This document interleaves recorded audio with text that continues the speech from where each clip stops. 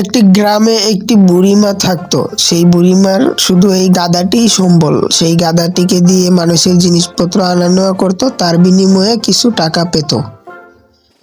এই বুড়িমা, আমার জিনিসগুলো নিয়ে দিয়ে আসতে হবে বাড়িতে। আমি আপনাকে 10 টাকা দেব। ঠিক আছে বাবা, তোমার জিনিসগুলো কই নিয়ে আসো। এই যে আনছি, দাঁড়ান। এই যে উঠালাম, চলেন জিনিসগুলো নিয়ে বাড়িতে যাই। এই যে নামালাম, আনলাম 2টা। নাও, টাকা নাও তোমার। ঠিক আছে বাবা। বুড়িমা টাকা নিয়ে চলে গেল। একটা আম গাছ কিনে আনলো। আম গাছে প্রতিদিন পানি দিত সে।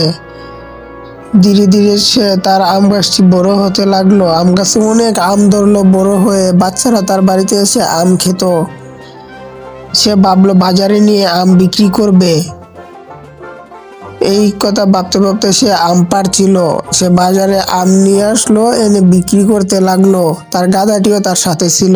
সে এখন আর কাজ করে না গাধা নিয়ে। সে প্রতিদিন এখন আম বিক্রি করে। আম বিক্রি করে তার সংসার চলে। তার বাড়িতে অনেক লোক আসতো আম কেনার জন্যে।